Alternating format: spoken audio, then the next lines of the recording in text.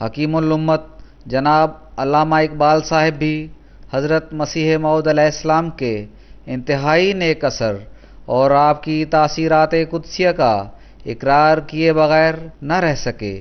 चुनांचे doctor इसरार अहमद साहब याद दिलाते हैं कि इस बारे में अल्लामा इकबाल ने क्या कहा था कि उन्होंने कहा कि अगर कोई शख्स आज इस्लाम जिंदा देखना चाहे तो कादियान में जाके देखे।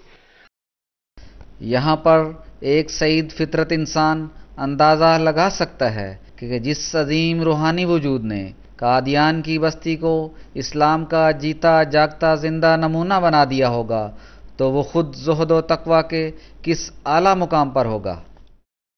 जहाँ तक हज़रत मसीह मऊद अलैहिस्सलाम की तहरीरात का ताल्लुक़ है तो अर्ज़ है कि मुफ़क्कर इस्लाम जनाब अल्लामा इकबाल साहब जैसी हस्तियाँ भी उनकी अज़मत से मरूब हुए बगैर न रह सकीं।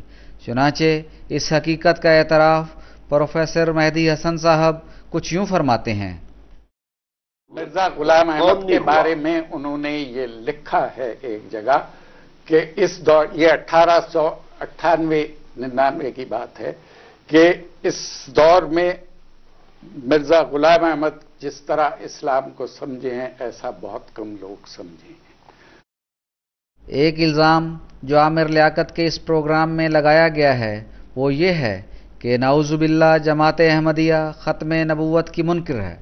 इस इल्ज़ाम की तायद में अमूमन मौलवी हज़रात ये कहते हैं कि अगरचे ताबे ज़िल्ली और उम्मती सही, मगर चूँकि मिर्ज़ा साहब को जमात नबी मानती है इसलिए वो दायरा इस्लाम से खारिज हो जाती है, और यूँ ये तासुर दिया जाता है कि हज़रत सल्लल्लाहु अलैहि वसल्लम के बाद किसी भी किस्म के नबी की आमद का अकीदा इंसान को दायरा इस्लाम से खारिज कर देता है। मगर नाजरीन देखेंगे कि यहाँ भी हमारे मुखालफीन महज धोखा और फ़रेब से काम लेते हैं, क्योंकि गैर अहमदी उलमा की अक्सरियत का अपना ये अकीदा है कि उम्मत मुहम्मदिया में आने वाले मसीह नबी अल्लाह होंगे। चुनांचे एक दिलचस्प सवाल और जवाब हाजिर खिदमत है कि जिसमें एक गैर अहमदी आलिम दीन दूसरे नामवर उलमा की मौजूदगी में न सिर्फ आने वाले ईसा की नबूवत को ज़रूरी करार देते हैं बल्कि ये भी वजाहत फरमाते हैं कि उनके बतौर नबीउल्लाह के आने के बावजूद आखिर क्यों कर ख़त्म नबूवत में कोई खलल वाक़या न होगा। हज़रत ईसा अलैहिस्सलाम आएंगे तो वो उस वक़्त नबी की हैसियत से आएंगे या एक इमाम की हैसियत से?